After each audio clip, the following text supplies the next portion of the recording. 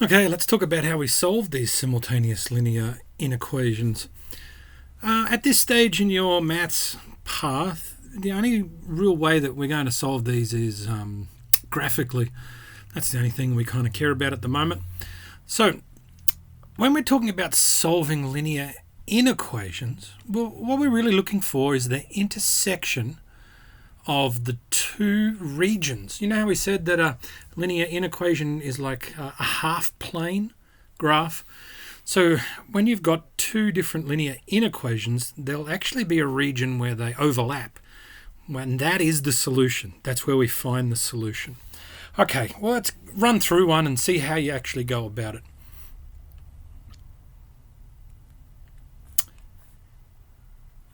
Here's our two inequations.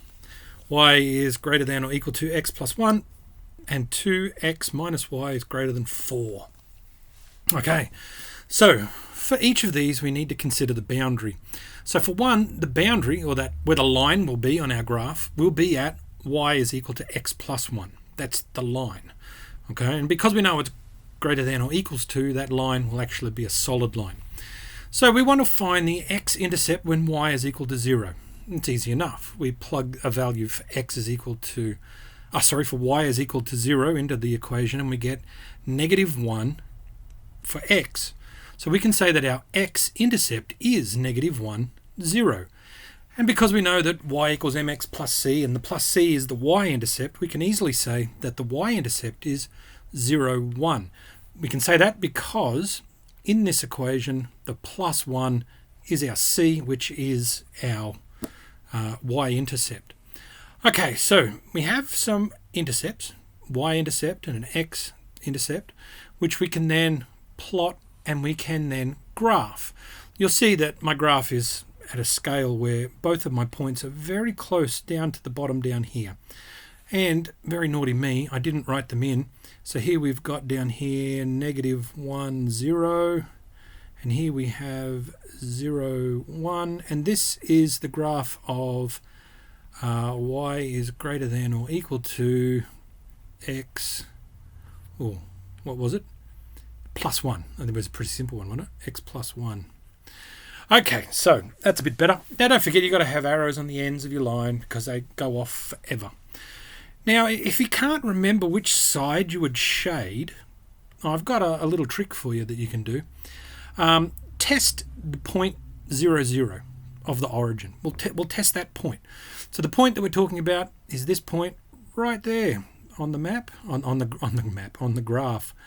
So you have to ask yourself the question: how does this is my inequation correct if I plot those points for values of x and y? Okay, so y is 0. Here it is, x is 0. So is 0 greater than or equal to 1? Well, that's blatantly false. We know that that's not true. So what that means is that looking on my point, where my 0, 0 point is, that means that I will shade above on the other side of that line. Okay, so my line, x is greater than or equal to y is greater than or equal to x plus 1. I will actually shade up here because it is on the opposite side of that line than my point 0, 0. Okay, so I would shade that side of the line. However, at this point, I don't particularly want you to shade that line just yet. But that's the shade, that's the side we would shade.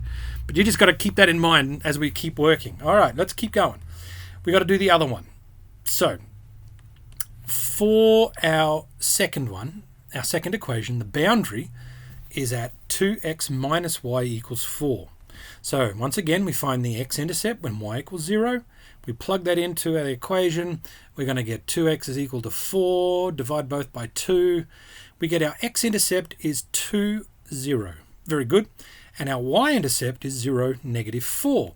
Well, you might be looking up here at this equation and say, well, hang on, where does -4 come from? There's no -4 there at all. Okay, so a little bit of a sidebar here. We need to work this equation, this one right here, so that we can get it into the form of y. Oh, no, you're not going to be able to see that. That'll be underneath my face. We need it to be in the form of y is equal to mx plus c. Okay, so let's do that just here. So 2x minus y equals 4. I'm going to add y to both sides. And I'm going to have 2x equals y plus 4. And then I'm going to take 4 from both sides. And I'm going to take 4 from there. And I'm going to have 2x minus 4 is equal to y. And now I have it in the form that I was after. And I can see that my plus c is actually minus 4. So my y-intercept is easy. 0, negative 4. Okay, so let's plot that. Now, before I forget, my initial equation is not an equal sign. So it was actually a less than, greater than. Oh, now we have to go look. Oh, I don't remember. Yeah, there we go, greater than. It was a greater than sign. Very good. So we'll move all the way back down to where we were. I should have remembered that. And I'm going to draw in those points, and I'm going to name that one. And because it was just greater than, it'll just be a broken line, a dotted line. Okay, now once again, I'm got to think about now which side will I shade, right? Not 100% sure which side do I shade, and the real problem here is that this really isn't in a form that lets me easily see which side I should shade. So we're going to do that test. This is the reason why I taught you about the 0, 0 test, the origin test. So for the point 0, 0, if I plug it in, does 2 times 0 minus 0, is that greater than 4? Well, 2 times 0 is 0, minus 0 is 0. Is 0 greater than 4? Again, this is false. So if our origin, which is over here, you will shade the opposite side of the line. However, if we think about it, if we were to shade all of the parts that need shading, we would shade this bit up here, and we're going to shade this bit over here, all of that. Well, the reality is it gets very messy. We're shading so much. So much is shaded.